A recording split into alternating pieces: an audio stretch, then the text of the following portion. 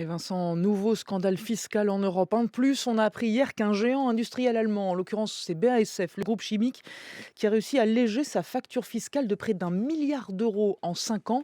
Et tout ça, semble-t-il, c'est légal. Ben oui, il semble effectivement que ce soit bien légal. C'est une affaire passionnante, Fabienne, parce que jusqu'ici, on ne parlait pour l'essentiel que d'entreprises américaines.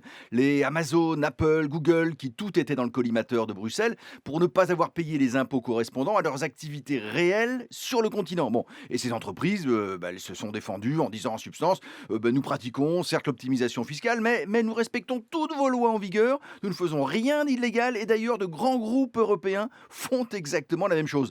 Sauf que jusqu'à hier soir, Bruxelles n'en avait pas la preuve. Et là, on peut remercier le groupe des Verts, et notamment l'ancienne juge et députée européenne Eva Joly. Ils ont enquêté et réussi, avec un expert privé américain, à démonter un système très complexe, d'une grande opacité. Et dans leur rapport que Le Monde s'est procuré, on découvre que le groupe BASF, c'est un vieux groupe industriel allemand, très puissant, 112 000 salariés, présent dans 80 pays, 70 milliards de chiffre d'affaires, vraiment une institution. Eh bien, ce groupe a créé un écheveau de 29 filiales aux Pays-Bas, pas moins, qui contrôle une cascade d'actifs, plus de 70 sites industriels répartis dans 29 pays. Eh bien, ce montage-là, ultra sophistiqué, lui permet d'échapper à une série d'impôts en Allemagne. Les Verts et leurs experts ont fait le calcul. Il y en a pour près d'1 milliard d'euros de manque à gagner. Pour le fiscalement, c'est du jamais vu. Et alors, que peut faire Bruxelles?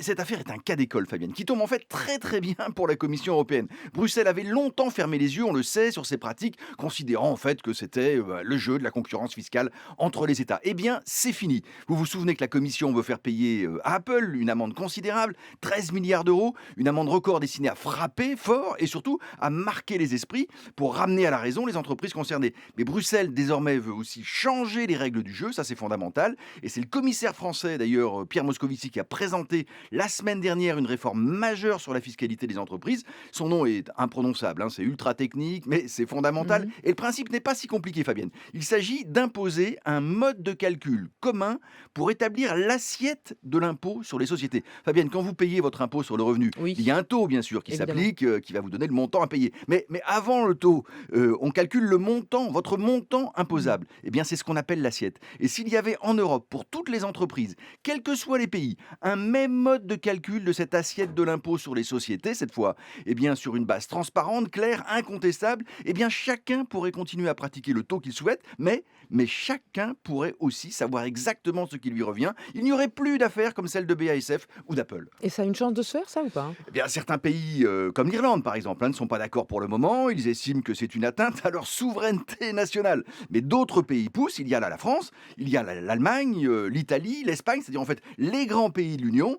Ce n'est pas gagné parce que vous savez qu'en matière de fiscalité, il faut l'unanimité des membres pour faire adopter un tel texte. Mais les ministres européens des Finances se voient dès mardi prochain sur le sujet. L'affaire BASF sera donc dans toutes les têtes. Et en fait, ce projet de directive jetterait les bases d'une union fiscale européenne pour conforter et consolider l'union économique et monétaire. C'est dire si l'enjeu est capital. Et la Commission sait que sur ce sujet, elle a le soutien massif de l'opinion publique et du Parlement. Et ce n'est pas si souvent. Elle va donc pousser les feux au maximum. Et cette affaire, cette fois, semble bien engagée. Vincent Juret du journal Le Monde tous les jours sur France Info.